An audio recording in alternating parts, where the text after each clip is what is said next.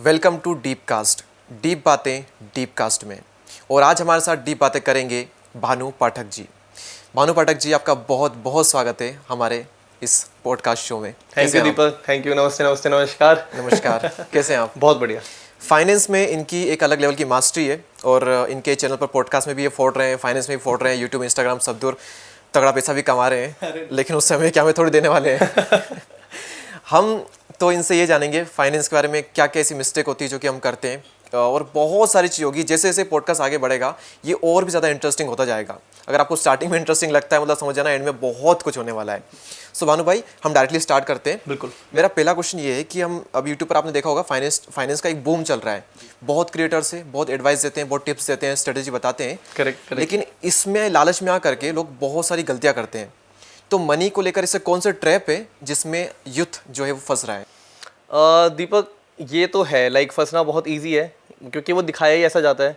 अब ऐसे बहुत इन्फ्लुएंसर हैं, वो मतलब एप्पल स्टोर में बाहर जा रहा है और ऐसे कह रहे हैं मेरे पे पैसे नहीं है पर मुझे आईफोन खरीदना है, क्या करूंगा, अभी कलर ट्रेडिंग करता हूँ। और वो वहीं पे दिखाएगा और ऐसे दिखाएगा अरे मैंने कमा लिया 60,000, और वो अंदर जाएगा आईफोन खरीद लेगा। अब इसे देख के कोई मैनिपुलेट हो ही जाएगा, क्योंकि बहुत ईजी है ना। अगेन ट्रैप ही एक तरह से, क्योंकि आपको इतना ज़्यादा मिस इन्फॉर्मेशन दी जा रही है। ऐसे और भी सारे हैं, जैसे कुछ ट्रेडर्स हैं जो ऑनलाइन बैठते हैं, तुरंत वहाँ पे स्ट्रैटेजी दिखाते हैं, बट तुरंत जब उनके कोई ऑब्जेक्शन लेता है ना, वो उनको आंसर नहीं कर पाते। लाइव ट्रेडिंग में आते हैं, लॉस करते हैं, तुरंत लाइव अपनी लाइव स्ट्रीम बंद कर देते हैं, क्योंकि ऑफकोर्स वो पकड़े जाते हैं। इसके अलावा कुछ वैसे फाइनेंशियल मिस्टेक्स हैं। और बहुत बेसिक सवाल है, आप ये केस में फंसोगे शायद, मुझे लगता है। ठीक है, अच्छा। हाँ, मान लो आपके पास आज 1 करोड़ रुपए पड़े हैं, हाँ। बट फिर भी आपको 1 करोड़ रुपए चाहिए, ठीक है, कहीं इन्वेस्ट करने के लिए या कुछ खरीदना है, कुछ वो करना है। अब आप उस 1 करोड़ को यूज़ करोगे या जाके लोन लोगे? 1 करोड़ का यूज़ करूंगा। 1 करोड़ का ही यूज़ करोगे। बट एक जो स्मार्ट बंदा होगा, जो अमीर बंदा होगा, जिसे पता है कि मनी के साथ कैसे खेलना है, वो पता है क्या करता? वो 1 करोड़ का लोन लेता। ओके। केस समझना पूरा, 1 करोड़ है, 6% के इंटरेस्ट पे मान लो आपको लोन मिला है हाइपोथेटिकली, ओके। 30 साल के लिए। हाँ। और दूसरा 1 करोड़ ही है, 6% पे ग्रो कर सकते हो आप। 6% तो बहुत ईजी ग्रो करना, बहुत ही कम इंटरेस्ट रेट बोल रहा हूँ, मतलब कोई भी कर सकता है। मतलब निफ्टी भी 12-15 जाता है, तो आप 6 तो बहुत ईजिली कमा लोगे। अगेन 30 साल के लिए। तो वो जो आपको 1 करोड़ जो आपने बैंक से लोन लिया है ना, उसको आपको बैंक को पता है वापस कितना देना है? बस 1 करोड़ प्लस 1.15, मतलब 2 करोड़ 15 लाख बैंक को वापस दोगे टोटल। ओके। बट वो जो आपने 1 करोड़ इन्वेस्ट किया है, अगर आपने उन 1 करोड़ को इन्वेस्ट करके फिर लोन लिया होता, तो आप उन 1 करोड़ को 5 करोड़ 75 लाख बना चुके होते हैं। 5 करोड़ 75 लाख। अब आप कहोगे भानु इंटरेस्ट सेम है, ईयर सेम है, मतलब आपने 6% से ग्रो किया और 6% ही बैंक को दिया, 6% के लिए आपने लोन लिया और 30 साल के लिए आपने लोन लिया और 30 साल के लिए आपने इन्वेस्ट किया। कितना डिफरेंस क्यों आया? कंपाउंडिंग। और यहाँ पे डिफरेंस एक और चीज़ है। डिफरेंस ये है कि जब भी आप लोन लेते हो ना, तो वो रिड्यूसिंग बैलेंस पे जाता है। मतलब ईएमआई एक बार चली जाती है, फिर वो बची हुई अमाउंट पे ईएमआई लगती है। पर वही जब आप इन्वेस्ट करते हो तो वो होता है बेस पे कंपाउंड, फिर बेस पे कंपाउंड, फिर बेस पे कंपाउंड। ओके। मतलब इंक्रीजिंग बेस कंपाउंडिंग होती है वहाँ पे। तो वहाँ पे आप कंपाउंडिंग का ऐसे फायदा उठाते हो, और जब बैंक को आप लोन वापस देते हो तो आप रिड्यूसिंग बैलेंस पे करते हो।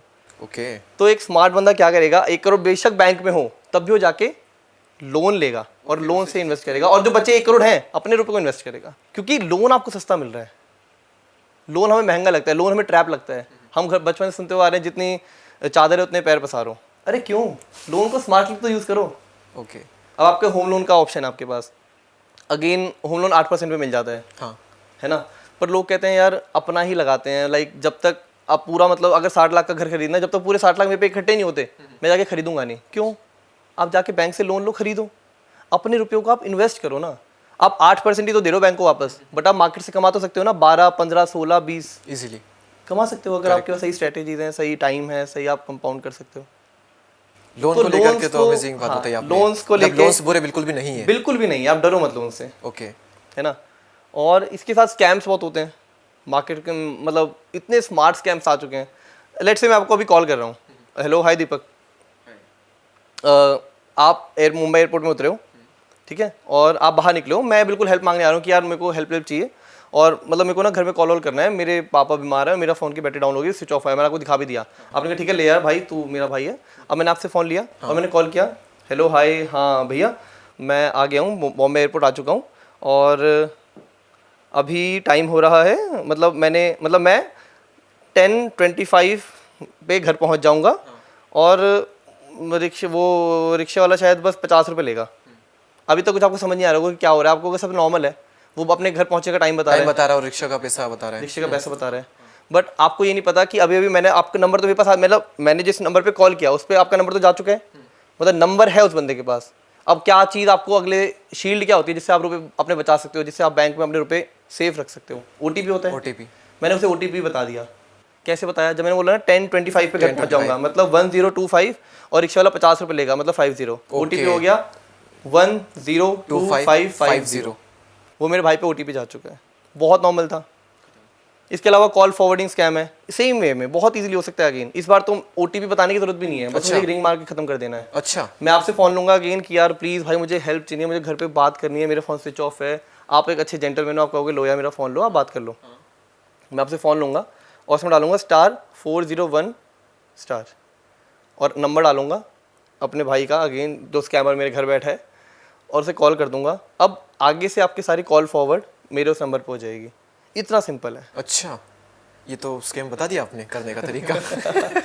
आपसे मत करिएगा। बहुत बहुत बहुत सारी चीज़ें मार्केट में यार। इनसे बचने का क्या तरीका है? बचने का, किसी को फोन ना दे, आपको सेफ रहना है, आपको अलर्ट ट्रैक करना है, आपको देखना है। आप अगेन ट्रैक भी कर सकते हो, ट्रैक करना ही बहुत ईजी है आजकल। मान लो मैं आपको एक इंस्टाग्राम का लिंक भेजता हूँ या कुछ भी भेजता हूँ, है ना, और उस पर आप क्लिक करते हो, खुलता भी वही है, तो आपको पता नहीं लगेगा कुछ फिशी है या नहीं है। यहाँ भी आप फंस सकते हो। कैसे? मैंने आपको लिंक भेजा, वो लिंक मैंने जनरेट किया है। एक grabify.com करके, grabify.link करके एक वेबसाइट है, उसमें मैं किसी भी सोर्स की जब लिंक डालूंगा ना, उसमें पेस्ट कर दूंगा, उसमें जनरेट लिंक करूंगा, उसमें मैं IP एड्रेस को एनेबल कर दूंगा, उसमें लोकेशन एनेबल कर दूंगा। अगर पेड वर्जन लूंगा फिर तो सभी आ जाएगा। अच्छा, फ्री में भी हो जाएगा, बिना पेड किए भी आप तक ये स्कैम कर सकते हो। स्कैम क्या मतलब? आप किसी को ट्रैक कर सकते हो बिना उसे जाने के, आप उसे ट्रैक कर रहे हो बिना उसके फ़ोन लिए, बहुत ईजिली। मैंने लिंक जनरेट किया, अब वो लिंक मैं आपको भेजता हूँ, आप खोलोगे। मैंने कहा यार मेरा इंस्टाग्राम अकाउंट है, इसे फॉलो कर ले। आपने खोला और खुला भी मेरा इंस्टाग्राम अकाउंट, तो आपको तो शक ही नहीं होगा।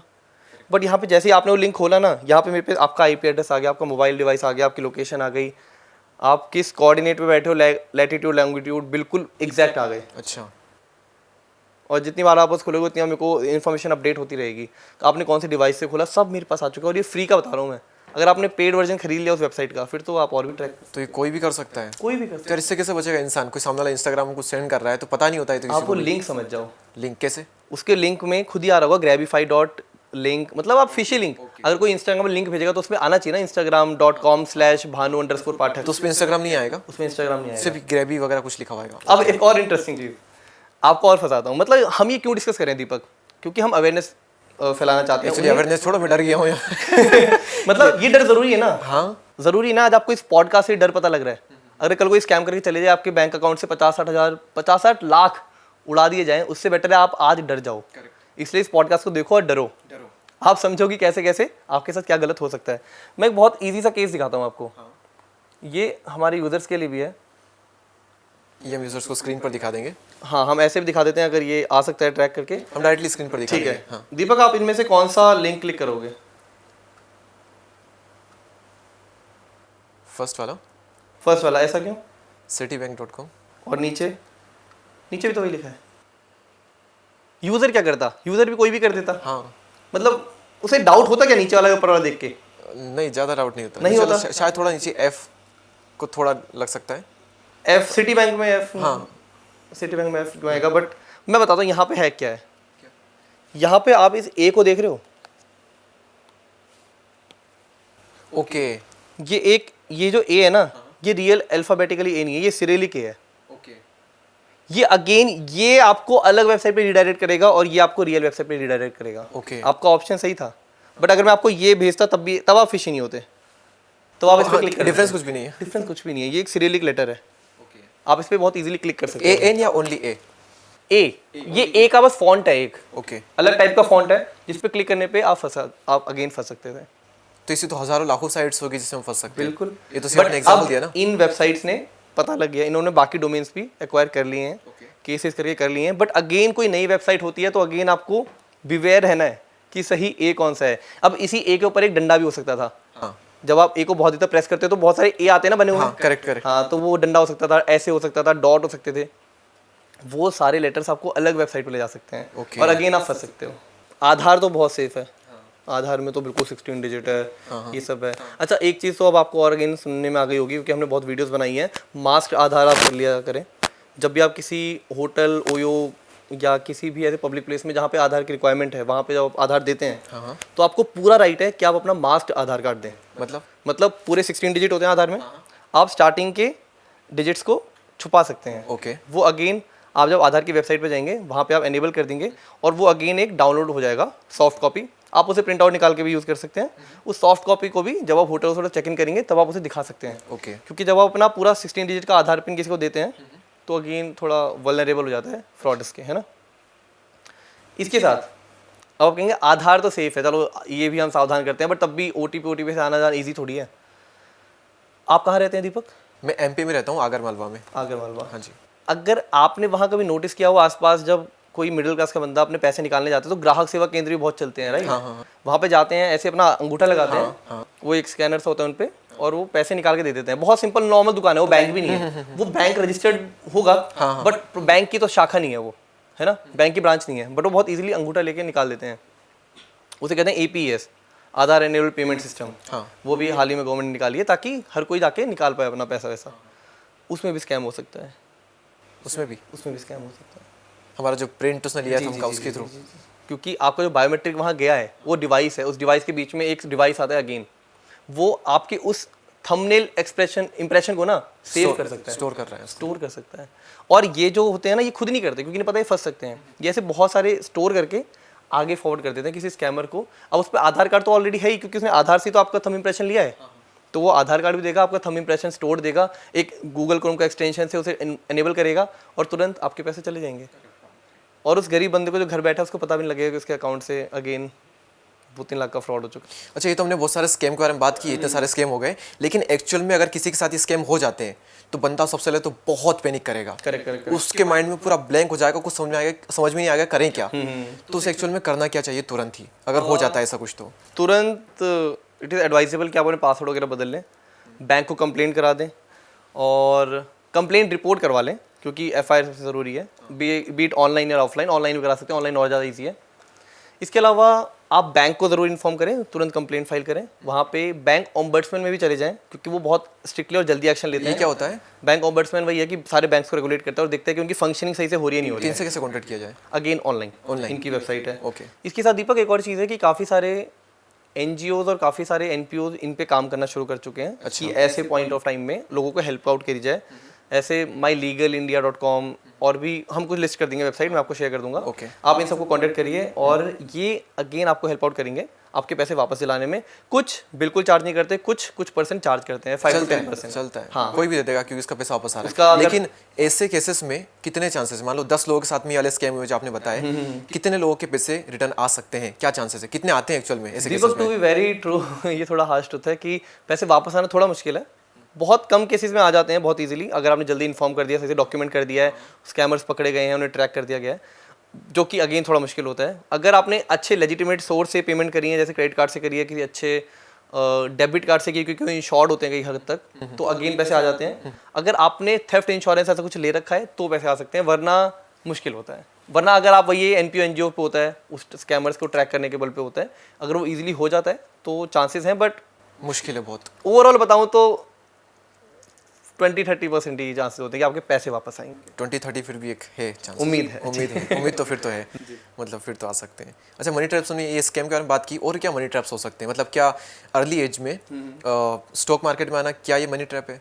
काम में इन्वेस्ट ना करना, काम पे ध्यान ना देना, सिर्फ लालच में आकर ये आना, या क्या ये ट्रैप है? मैं बहुत नया पर्सपेक्टिव देता हूँ आपको आज, है ना।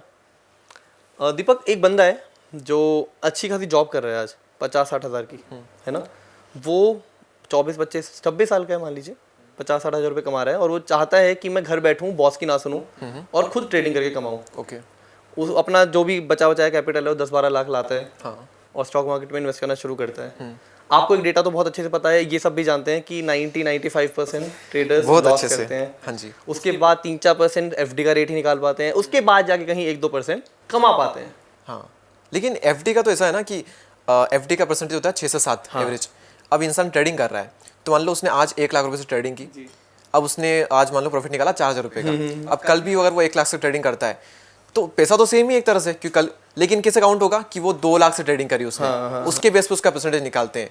तो ये कंपैरिजन मुझे नहीं लगता ठीक है। बिल्कुल ठीक नहीं है। उसके बाद आप अपॉर्चुनिटी कॉस्ट देखो। अच्छा भाई आपने 60,000 की जॉब छोड़ दी, आप 60,000 की जॉब छोड़ के ये कमा रहे हो, समझ रहे हैं आप यहाँ पे कितना बना लेंगे।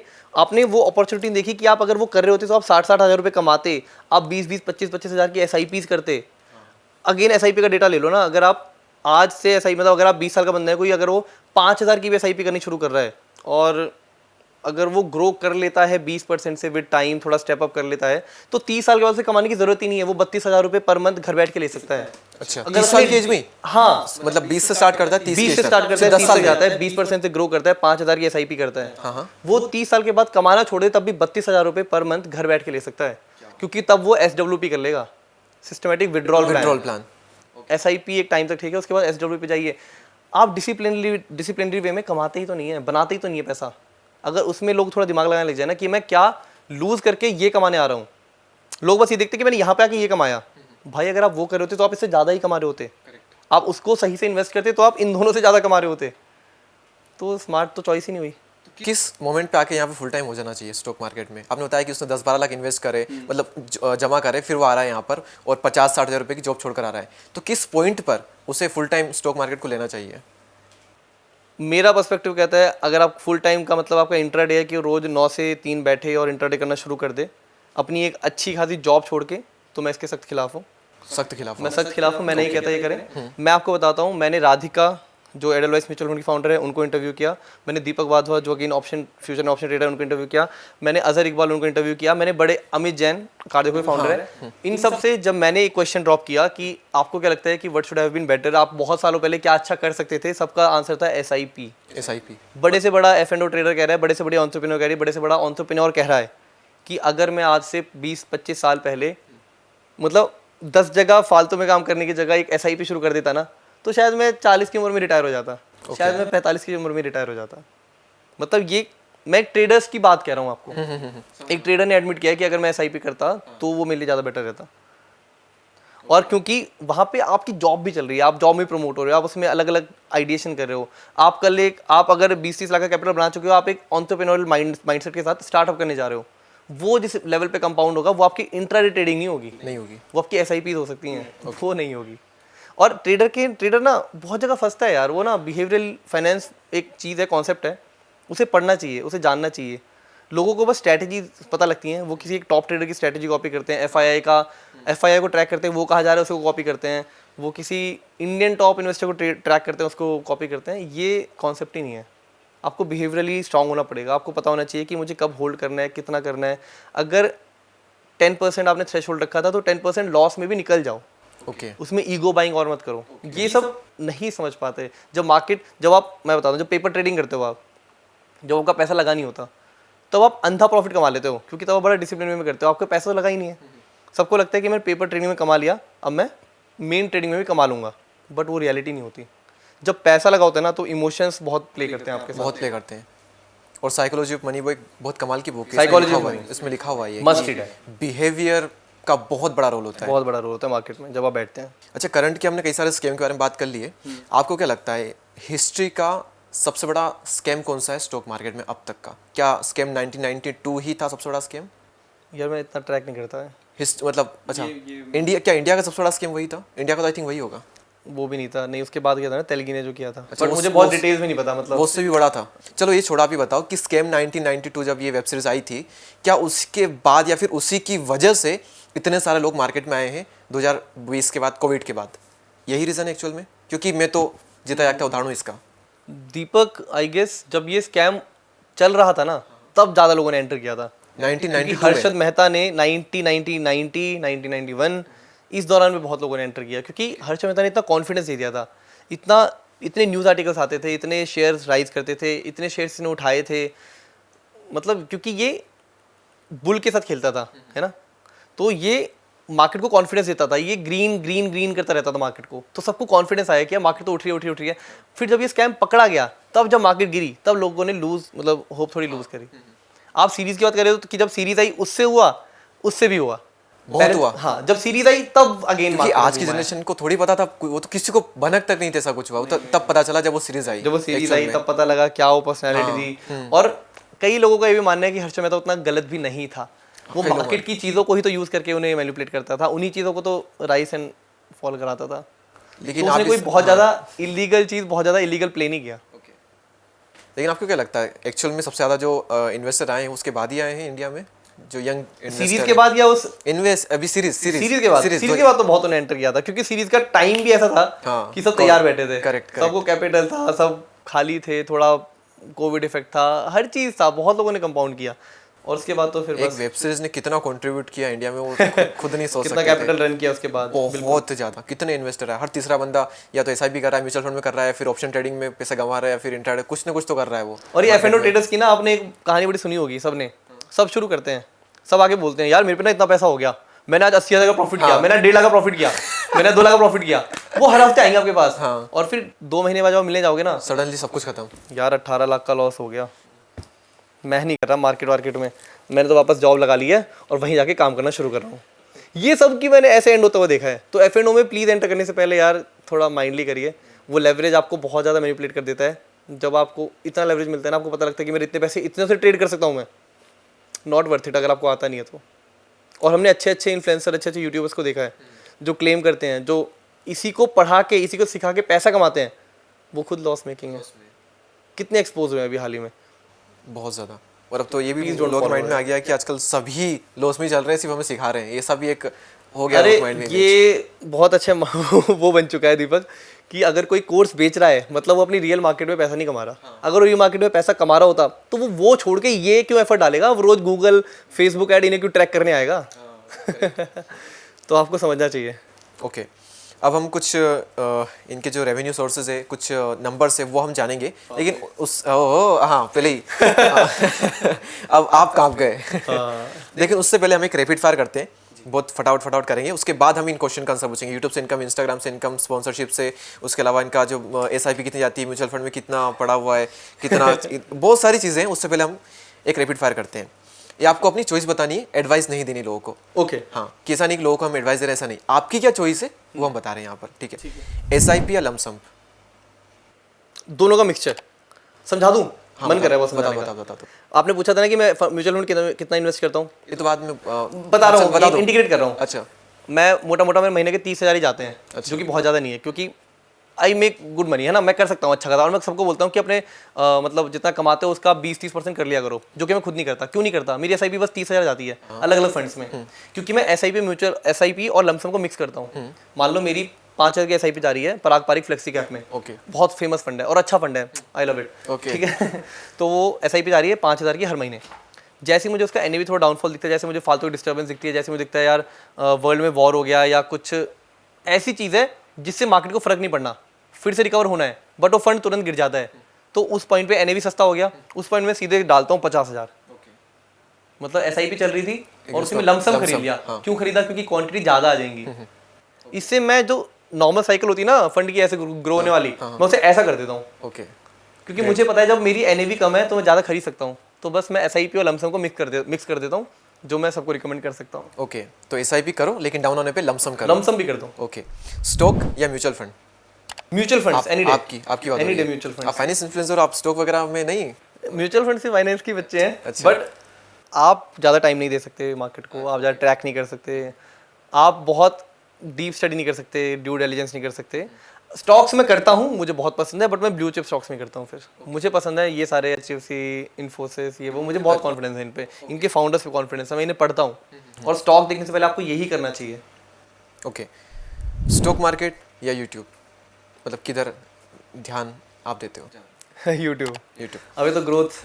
यूट्यूब या इंस्टाग्राम? इंस्टाग्राम, मुझे उठाया इंस्टाग्राम ने। ओके, आप पॉडकास्टिंग करते हैं अपने चैनल पे, पॉडकास्टिंग या फिर इंडिविजुअल वीडियो जो सोलो वीडियो बनती है? मुझे लगता है पॉडकास्टिंग वे मोर इजी है, बहुत इजी है। मतलब आपको क्या करना है, यू विल ऑल्सो एग्री, और मैं तो कहता हूँ पॉडकास्ट इंडिया में बहुत बूम करने वाला है, सारे प्लीज़ आइए और अपने अपने नीश में बनाए। ये मत सोचो कि कंपटीशन आ रहा है और वो भी पॉडकास्ट शुरू कर रहा है, वो भी कर रहा है, सबको आने दो भाई, मजा आएगा। अच्छा, है ना, तभी तो एनवायरनमेंट बनता है। पॉडकास्ट में क्या करना है, बैठना है, बातें करनी है और बातें करके कंटेंट निकालना है। Investing in stock versus investing in work? Investing in work, हमेशा उसका कंपाउंड ज़्यादा होता है ना यार। ऑब्वियसली। बिल्कुल, आप वहाँ पे बैठ के क्या करोगे, वही हमने एग्जांपल पहले भी दिया था। आप उतना मार्केट में टाइम देने से बढ़िया अपने काम में टाइम दो ना, उसको दुगना दुगना तिगना करो। ओके, आपके टोटल अर्निंग सोर्सेज कितने हैं? अच्छा, जल्दी जल्दी काउंट करो माइंड में, 1 2 3 4 5 6 7 8 99 100। अरे भाई नहीं यार, 6 कहे जा सकते हैं। 6। हाँ जी। Okay, gold versus stock? For security, for hedging gold अच्छा है, और आप शौक क्या पूरे prefer करने हैं आप क्या तो प्रेफर करोगे? अच्छा, मैं फिर स्टॉक करूंगा। स्टॉक। ठीक है। Gold versus FD?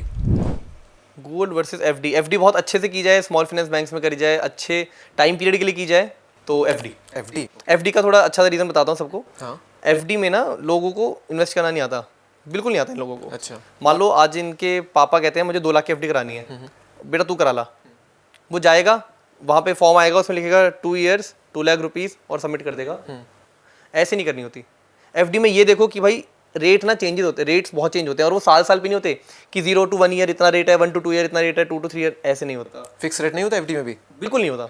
वो ऐसा होता है 0 days to 90 days इतना रेट है, 90 days to 30 days इतना रेट है। आप वो डेज ट्रैक करो। अगर आपने जो 2 साल की एफडी कराई है ना, उसकी जगह अगर आप ये देखते कि 24 months and 41 days, तब देखते उसका रिटर्न कितना आता। मतलब हमेशा ये ट्रैक करे करो, हमेशा पहले इंटरनेट पे जाके एफडी इंटरेस्ट रेट करके पूरी टेबल निकालो, उसमें देखो कि यार कितने से कितने दिनों के लिए कितना है, तब इन्वेस्ट करो। ये 2 साल 3 साल ऐसे मत बोलो।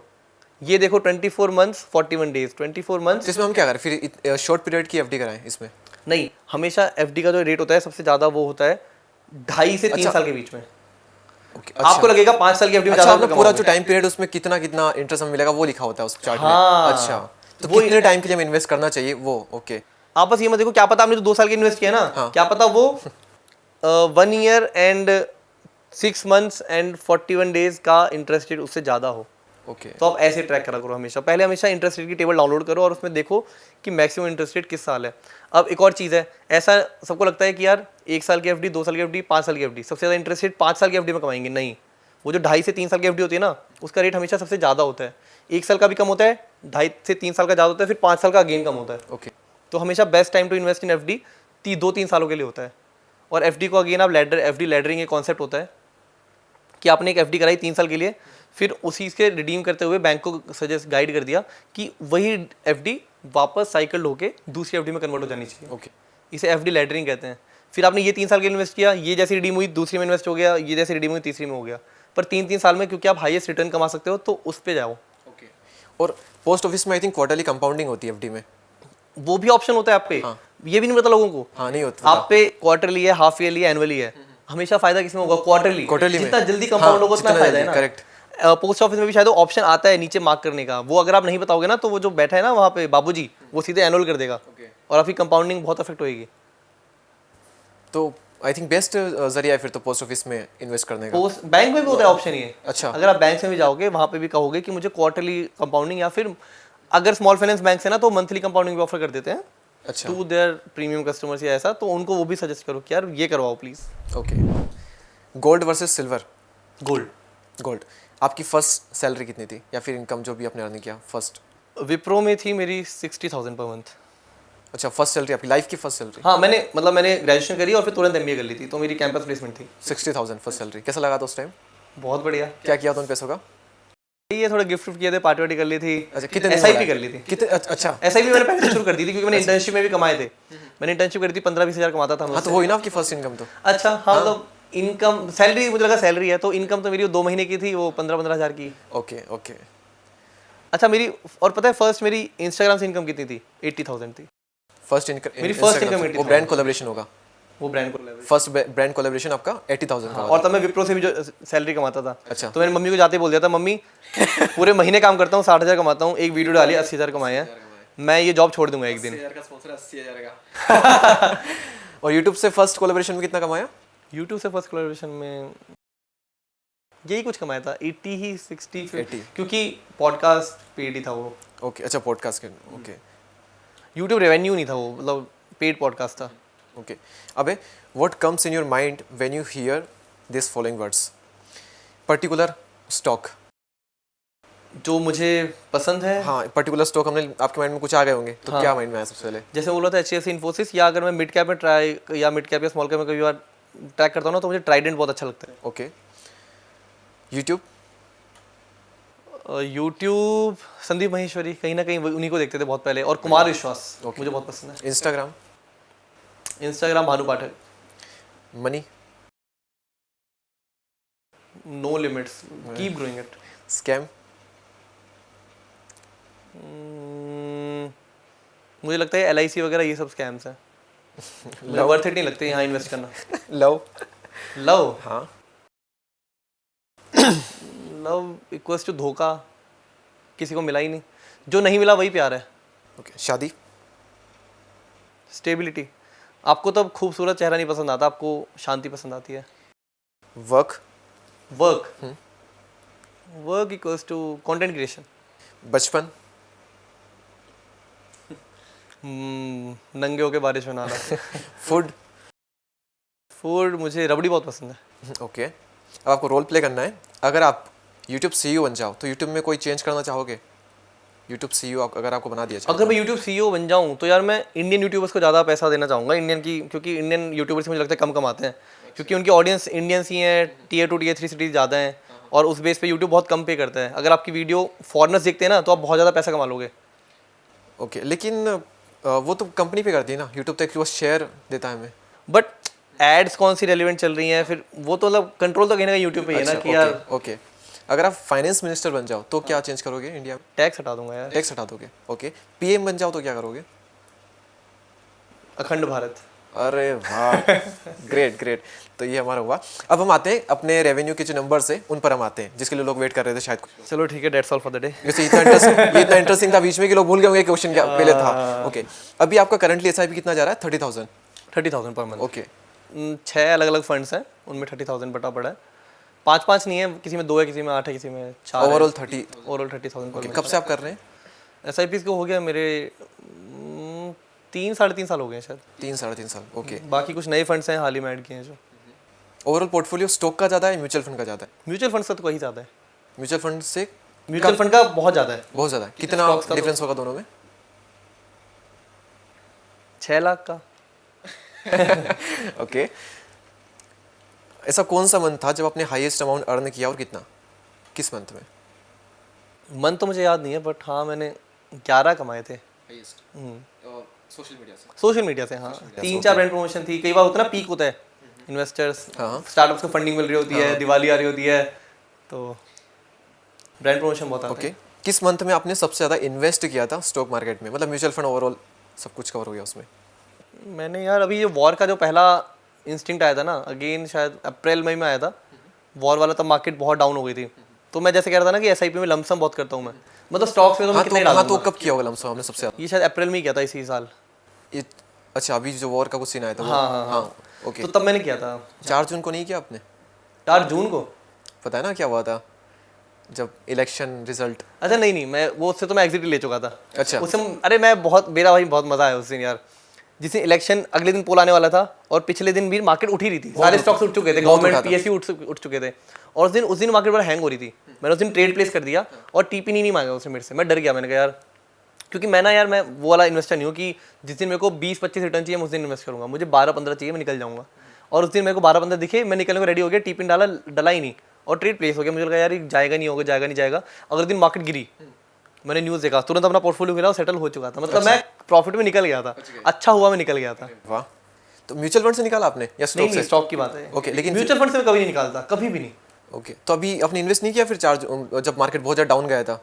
नहीं, उस दिन मैंने इन्वेस्ट नहीं किया। आपने? वो सारे PSU स्टॉक थे। नहीं, फिर भी म्यूचुअल फंड भी सभी तो माइनस गए थे। सब माइनस चले गए थे, बट अच्छा, बड़े स्टॉक 15% माइनस चले गए थे। वो फिर यार अगेन उस दिन मार्केट नीचे जा रही थी, गवर्नमेंट बनी थी, मार्केट बंद होने वाली थी, रात तक रिजल्ट आता, अगेन क्या बाउंस बैक करता। इंस्टा से मंथली कितना?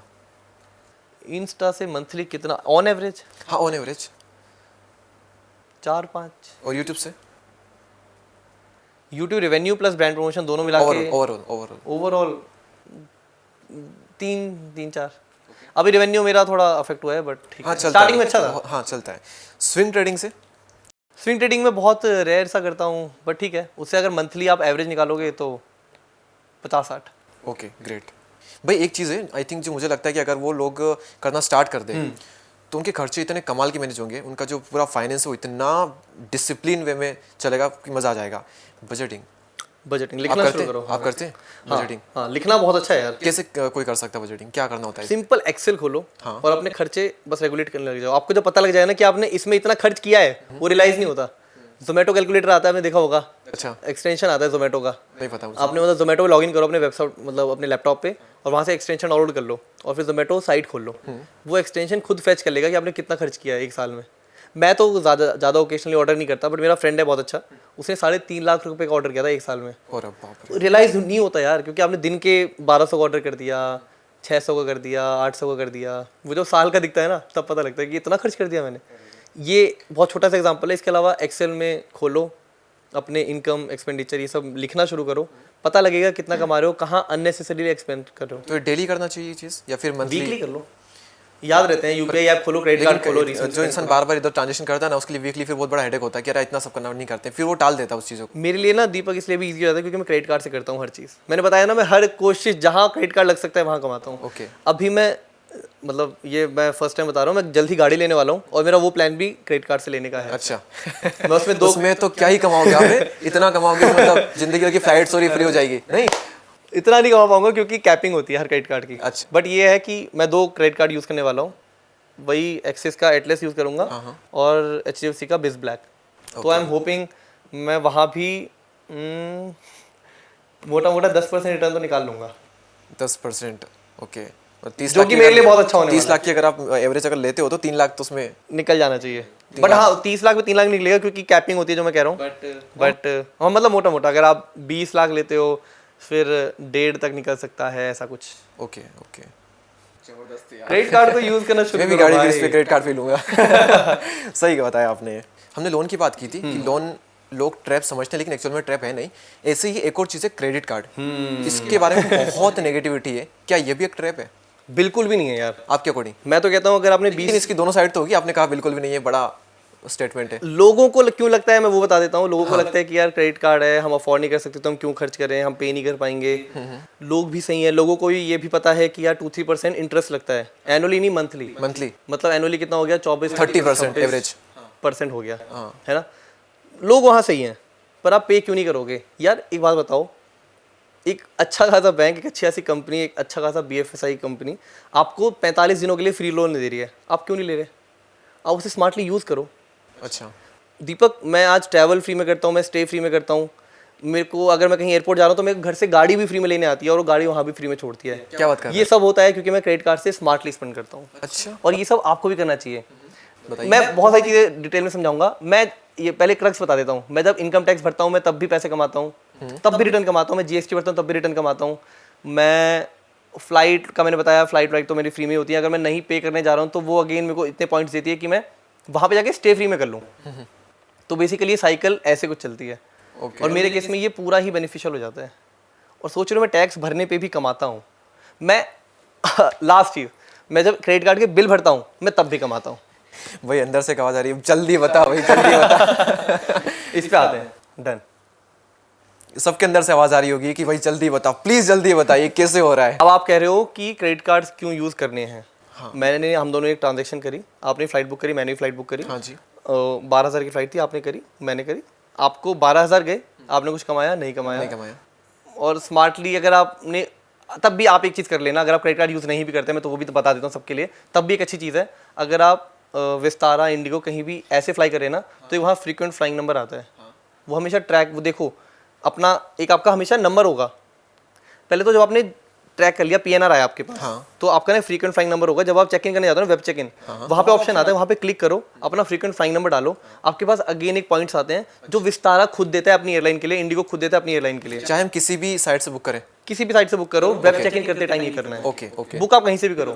जब आप 2 दिन पहले वेब चेक इन करते हो, 48 या 72 आवर पहले, तब आपको फ्रीक्वेंट फ्लाइंग नंबर डालना है। आपके वहाँ भी पॉइंट्स इकट्ठे होंगे, आपको क्रेडिट कार्ड चाहिए ही नहीं इसके लिए। फिर जब आपकी अच्छी खासी 5, 10, 15, 20 फ्लाइट हो जाएंगी, अच्छे पैसों मतलब महंगी फ्लाइट होगी लॉन्ग रूट वाली, तो आपके पास वहाँ भी इतने पॉइंट हो जाएंगे कि आप वहाँ से भी एक फ्री टिकट अवेल कर सकते हो। अच्छा, इसके लिए आपको क्रेडिट कार्ड नहीं चाहिए। अब यहाँ पे मेरे और आप में डिफरेंस क्या आएगा, मैं क्रेडिट कार्ड से कर रहा हूँ। पहले तो मैंने अच्छा मेरे पे क्रेडिट कार्ड है तो मैं 3.5% वैसे ही रिवॉर्ड कमा लूंगा, पॉइंट्स कमा लूंगा, ओके, है ना। तो मतलब उस पर मैंने इतना कमा लिया है। मान लो 10,000 की फ्लाइट थी तो मैंने 350-400 रुपये तो ऐसे ही कमा लिए। ओके, ठीक है। जब इन 3.5% रिवॉर्ड रेट को जब मैं आगे रिडीम करने जाऊंगा, अगर मैं स्मार्टली कर रहा हूँ, अगेन मैं स्मार्टली वर्ड बार बार कह रहा हूँ, अगर मैं HDFC का यूज़र हूँ तो मैं स्मार्ट बाय से करूँगा। HDFC का एक अपनी ऐप है, अपनी वेबसाइट है स्मार्ट बाय, वहाँ से जब मैं बुक करूँगा तो मेरे को 5x पॉइंट्स मिलेंगे। मतलब ये 3.5x अभी 5x हो जाएंगे, मतलब 15% रिटर्न हो जाएगा यहीं पे। अभी मैंने बस बुक भी नहीं करी है। फ्लाइट आप उनकी HDFC की साइट से बुक करोगे तो? HDFC का स्मार्ट बाय पोर्टल है, उस पोर्टल से बुक करने जाऊंगा जब मैं फ्लाइट को, तो मैं वहाँ से 5x कमा लूंगा। 5x इसका जो मेरा ओरिजिनल रिवॉर्ड रेट है। रिवॉर्ड रेट क्या है मेरा 3.5। अब मेरे को 15% रिटर्न मिलेगा सिर्फ एक फ्लाइट बुक करने का। ओके, इन पॉइंट्स को मैं आगे कैसे रिडीम करूंगा, अगेन उसी स्मार्ट बाय की वेबसाइट पे जाऊंगा, अगेन मेरे पे कुछ मल्टीपल टाइम्स होगा, कई बार अगेन ऑफर आता है। मतलब अभी जो मैंने मान लो करीब अगर मैंने 1500-2000 रुपये बचा लिया अपनी उस फ्लाइट में, तो आगे जब मैं उन पॉइंट, वो पॉइंट्स है मेरे बेसिकली, वो भी रुपये नहीं है। अब वो कार्ड पे डिपेंड करता है कि उन पॉइंट की वैल्यू क्या है। अगर आपके पास इन्फिनिया या बिज ब्लैक कार्ड है, जो अच्छे खासे कार्ड हैं HDFC के, मैं एक बहुत मिसकंसेप्शन छोड़ देता हूँ, ICICI वगैरह SBI वगैरह बहुत सारे कार्ड्स डील करते हैं, बट मुझे पर्सनली जो अच्छे लगते हैं वो हैं HDFC के और एक्सिस के। ओके, मैं क्यों है ये भी बताता हूँ, इनके रिवॉर्ड रेट्स बहुत अच्छे हैं, इनके पॉइंट्स की वैल्यूज बहुत अच्छी आती हैं। अब अगर मेरे पे वो मतलब टॉप लीग के कार्ड हैं, जैसे मैंने बोला इन्फिनिया या फिर बिज ब्लैक, तो उन पॉइंट्स की वैल्यू इक्वल टू 1 रुपी है। मतलब वो 2000 जो पॉइंट्स है ना, वो 2000 रुपये है मेरे। ही है। ओके, तो अगर मैं उन्हें अगेन यूज करूंगा, वो साइकिल चलती रहेगी, उन 2000 से मैं होटल्स कर सकता हूँ। होटल बुकिंग पे अगेन मैं जो पॉइंट्स कमाऊंगा वो अगेन मेरे आगे ऐसे यूज होंगे। पॉइंट्स से हमने पैसा कमाया, उसको यूज करके भी हम पॉइंट्स कमा सकते उसको हैं। यूज करके भी आप यहाँ पे भी कंपाउंडिंग हो रही है। ठीक है, ये थे अच्छे कार्ड्स वाली बात। ओके, अब सारे इन्फ्लुएंसर और सारे यूट्यूबर्स ने एक बड़ा हवा बना रखी है Amex कार्ड को लेके, अमेरिकन एक्सप्रेस के कार्ड्स को लेके, बट वहाँ पे अगेन मुझे नहीं लगता बहुत अच्छे वो कार्ड्स हैं, क्योंकि उनकी ना फ़ी बहुत ज़्यादा होती है। 60-60 हज़ार रुपये फीस है उनकी साल की, जो इतना फ़ी पे कर रहे हैं, बट उसमें बेनिफिट ऐसे कुछ बेनिफिट है कि आपको अनलिमिटेड क्रेडिट लिमिट मिलती है, आप कितना भी स्पेंड कर सकते हो, अगेन आप कितना भी पॉइंट्स कमा सकते हो, बट वो उतने वर्थ नहीं होते, क्योंकि उनसे बेटर, उनसे अच्छे रिवॉर्ड पॉइंट्स अब ये कार्ड ला चुके हैं। अच्छा, जो HDFC के और आपने एक्सिस बैंक के बताया, अब अगर आपके पास GST है ना? किसी के पास GST है, आप हर महीने फाइल करते हो, तो मैं आपको बहुत अच्छा सॉल्यूशन देता हूँ यहाँ पे। आप एक कार्ड है बिज ब्लैक करके, HDFC का बिज ब्लैक कार्ड है, ओके, उसमें अगेन 3.5 का रिवॉर्ड रेट मिलता है। मतलब आप हर महीने जब अपना टैक्स भरने जाओगे ना, 20 तारीख के आसपास जब भी जाओगे, तो आप वहाँ पे 3.5x कमाओगे। टैक्स भर के आप कैसे कमा सकते हो मैं ये बताता हूँ आपको। मान लो आपके पास HDFC बिज ब्लैक कार्ड है, प्लीज़ अगर आपके पास GST है, अगर आप ITR रोज फाइल करते हो हर महीने, तो आप HDFC का बिज ब्लैक कार्ड ले लो। मैं तो कह रहा हूँ जब तक अभी भी इजीली इशू हो रहा है, तो अगर नहीं लिया तो जल्दी ले लो। क्यों कह रहा हूँ मैं ऐसा, अब मान लो मैंने 55,000 का टैक्स भरा है इस महीने, मतलब मैं 7,500 7.5 मेरी जेब में आएंगे, मतलब 3.6 या फिर 14% करीब मैं इस बार कमा चुका हूँ, इतने टैक्स बचा चुका हूँ। और मैं हर महीने टैक्स भरता हूँ, हर महीने 50-60 हज़ार, 1 लाख, 2 लाख, हर महीने आपको 7500 का बेनिफिट हो सकता है। एक कैपिंग है मंथ की 50,000 पे अराउंड में। ओके, और आप ये सिर्फ एक टैक्स भर के कमा रहे हो, मतलब कितना बेनिफिशियल है ये। बहुत ज़्यादा बेनिफिशियल है। लेकिन क्रेडिट कार्ड भी सारे तो नहीं ऐसे हो सकते, कुछ खास क्रेडिट कार्ड कौन से जिसमें उनको फायदा हो सकता है? आपने बताया HDFC का और एक्सिस का, और एक मिड ब्लैक क्या बताया था आपने? वो तो Biz Black। अच्छा, वो तो HDFC का है ना? हाँ, HDFC का, वो बिजनेसमैन को तो लेना ही चाहिए सभी को। ओके, ओके, इसके अलावा अगर हम कुछ क्रेडिट कार्ड्स को रैंक करें, बहुत सारे क्रेडिट कार्ड ना डिवैल्यू भी होते रहते हैं, तो वो भी आपको ट्रैक करना होगा, क्योंकि विद टाइम स्टार्टिंग में प्रमोशनल ऑफर के चक्कर में बहुत अच्छे पॉइंट, बहुत अच्छे रिवॉर्ड रेट सब दे देते हैं, बट बाद में विद टाइम वो कम कर देते हैं। अच्छा, जैसे मैं बोला था HDFC और एक्सिस तो लीडिंग में ही है ही, उसके अलावा AU और फेडरल बैंक भी कुछ कोशिश कर रहे हैं अभी क्रेडिट कार्ड गेम को स्ट्रॉन्ग करने की। बाकी अगर मैं HDFC में ही बताऊँ तो HDFC का मिलेनिया बहुत अच्छा है, रिगेलिया गोल्ड बहुत अच्छा है, और एक्सिस में एटलस बहुत अच्छा है, मैग्नस बहुत अच्छा है। कुछ कुछ फ्री कार्ड भी हैं, जैसे SBI कैशबैक है, कुछ चाहे 2,500 की है, बट वो भी बहुत इजीली मैं फ्री इसलिए कह देता हूँ क्योंकि तुरंत आपको वाउचर मिल जाते हैं और थोड़ा बहुत स्पेंड करके वो फ्री हो ही जाता है। तो SBI कैशबैक, HDFC रिगेलिया गोल्ड, और BO बैंक ऑफ बड़ौदा का एटर्नल कार्ड बहुत अच्छा है, अभी बहुत प्यारा कार्ड है, बहुत अच्छे से यूज़ कर सकते हैं। क्योंकि अब ना बाकी बैंक्स को भी पता है कि क्रेडिट कार्ड की पेनिट्रेशन इंडिया में बढ़ते जा रही है, और जैसे एक्सिस और HDFC ने अच्छा खासा यूज़र बेस बना लिया है, तो बाकी भी इस रेस में आना चाहते हैं, तो वो अगेन बहुत अच्छे ऑफर दे रहे हैं। तो बैंक ऑफ बड़ौदा का एटर्ना है, और इसके साथ SBI कैशबैक में बता दिया, इन्फिनिया है, और आप एक्सिस विस्तारा ले सकते हैं अगर थोड़ा बहुत ट्रैवलिंग करते हैं, और ये बेसिक कार्ड है। प्रीमियम कार्ड मैंने बताया आपको, प्रीमियम कार्ड में जैसे एक्सिस का एटलस है, HDFC का बिज ब्लैक है और HDFC का इन्फिनिया है। ये टॉप प्रीमियम कार्ड्स हैं। इसके अलावा बाकी बेसिक्स और फ्री कार्ड्स ये सब हैं। और जब इनको हम लेने जाते हैं ऑनलाइन अगर देखते हैं तो इनके सारे फीचर वहाँ दिख जाते हैं, सारे फीचर दिख जाते हैं। आपने बताया सारा एक्सप्लेनेशन वहाँ मिल जाता है। जी जी जी, आपको समझना पड़ेगा। वहाँ पे लिखा आएगा 0.35 या मतलब 3 पॉइंट, पहले तो आएगा रिवॉर्ड रेट आएगा। एक्चुअली वो भी बेचना चाहता है अपना प्रोडक्ट, तो भी सारी चीज़ बताएंगे इसी अच्छे से, सारी चीज़ें बताएंगे, आगे रहकर बताएंगे वो तो। 45 डे का फ्री लोन है, लो खर्च करो। एक और चीज़ बताओ दीपक, मान लो एक बंदा है जो अच्छा खासा कमा रहा है, अच्छी खासी सैलरी है, गांव में अच्छी खासी प्लॉट है, शहर में अच्छा खासा घर है, बैंक में बहुत अच्छा पैसा है, उसका क्रेडिट स्कोर कैसा होगा? अच्छा ही होगा? होगा ही नहीं। क्योंकि उसने लोन नहीं लिया, उसने कभी लोन ही नहीं लिया, ओके, कभी सिविल पर उसकी रिपोर्ट ही नहीं गई। लोगों को पे ये मिसकंसेप्शन है, लोगों को लगता है यार हमने आज तक कुछ लिया ही नहीं, हमने आज तक कहीं खर्च ही नहीं किया, हमने कुछ गलत काम ही नहीं किया, हमारा तो सिविल स्कोर बहुत अच्छा होगा। अरे बॉस, आपका लोन है ही, आपका क्रेडिट स्कोर ही नहीं है। अपना क्रेडिट स्कोर बिल्ड करो। कैसे करोगे? सबसे ईजी तरीका क्या है? अब फालतू में लोन लेने तो जाओगे नहीं, फालतू में कहीं फ्रॉड करोगे तो नहीं, फ्रॉड करोगे तो भी गिर जाता है।